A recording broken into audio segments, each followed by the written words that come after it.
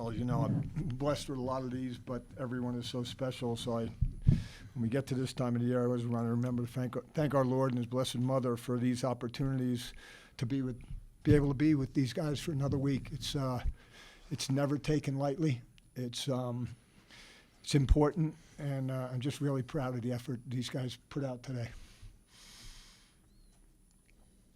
Questions for the student athletes first, please. Trevor, you had your game face on today. It looks like 9 of 11 in the first half, and then I think 24 of 27. Just talk about the dominance of the face-offs and your 2 goals. I think it really came down to wing play. Really, I think that we had a really good plan coming in. I think Danny Logan, Colin Squires has really stepped up on the wing, and even Dylan Johnson when he's out there. And I think we just had a great game plan, and we all worked together to get it done. That doesn't explain how many you won clean, though. Yes, it does. Yeah, I mean, they boxed them out. So. Was there something that you saw in the first half, maybe start the second half to just go right for the goal? I feel like we've kind of been talking about keep pushing the ball forward and playing a little faster. So I think just the message that we had at halftime was to stay at it.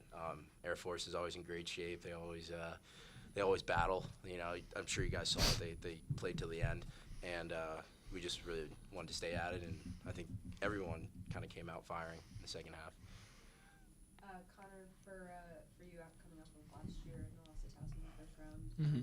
how big is it for you guys to? I know there's still a long ways to go, but Yeah.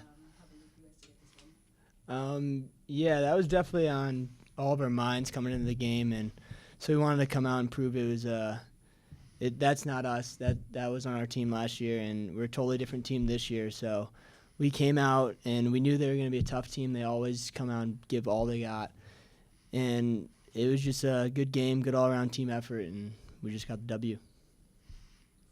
The hat trick in your last game as a senior year, how'd that feel? I mean, I always love playing at PDB. I'm sure Trevor does.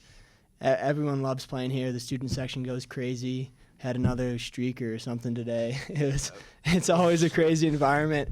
So I'm gonna miss playing here, and it's I don't know. It was just a great 3 years, but we got a lot of work to do. Trevor, I think you had 4 shots on net or something. You almost had the hat trick. Yeah, almost. that first college hat trick for you?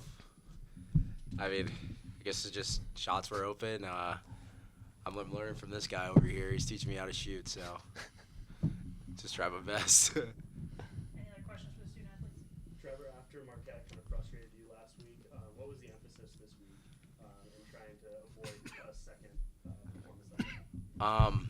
Just I think, like I said before, the wings being on the same, everyone being on the same page, and also just going hard in practice.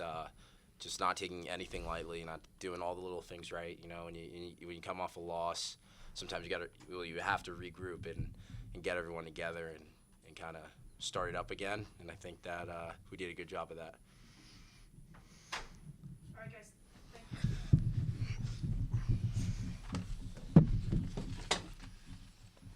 Questions for Coach Tierney? Bill, could Trevor Baptiste be any more humble? I guess he could.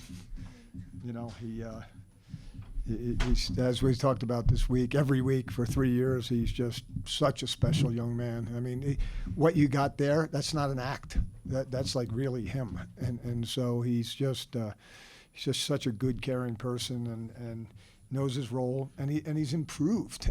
After 2 years of first-team All-American, you kind of think, well, what else can he do better? He's improved so much. You saw it today. They were chasing him with 2, and he was kind of wiggling his way out and made great decisions, threw a couple of simple passes to Connor. And those things, it looks simple, but they're really hard. And he's just an amazing, amazing young man. He's, just, in my mind, the best player in the country.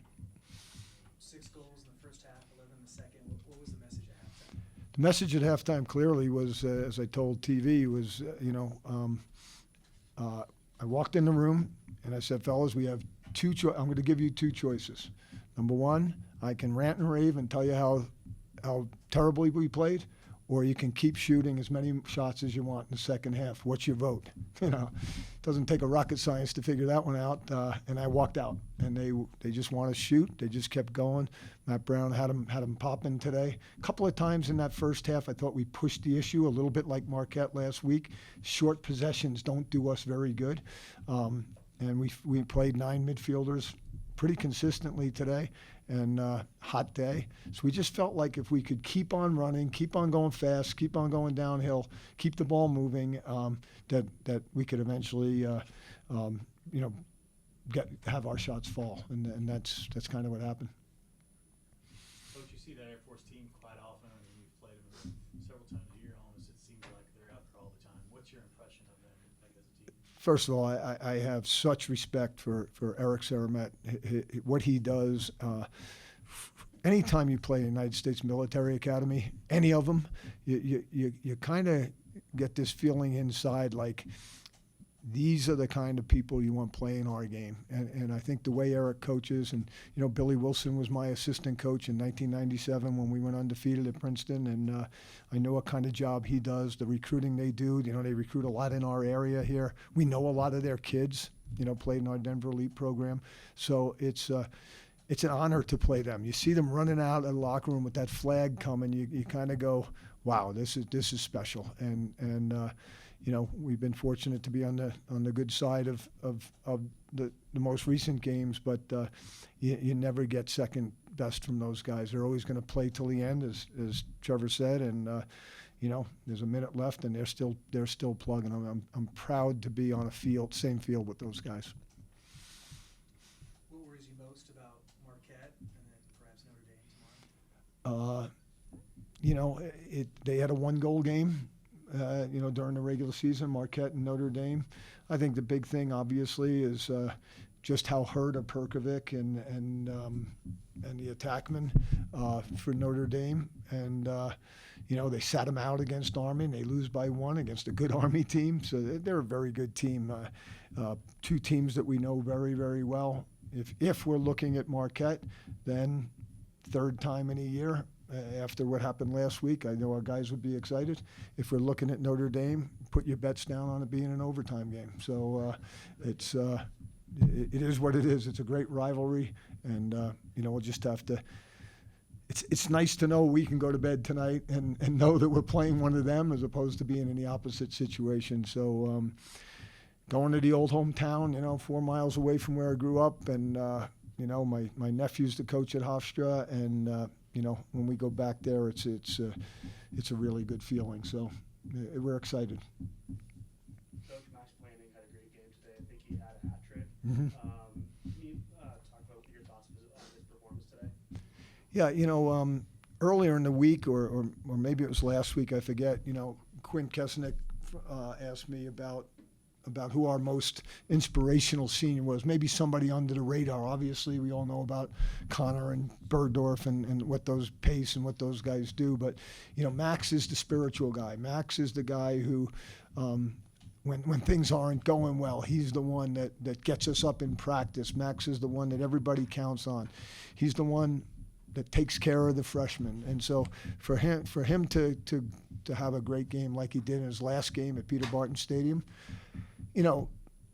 we think a lot about winning and losing and tournament victories and all that stuff, but this will stay in that boy's head for a long, long time. And I couldn't have asked it to happen to a better young man. I'm really proud of Max. All right, Coach, thank you. Thank you, everybody.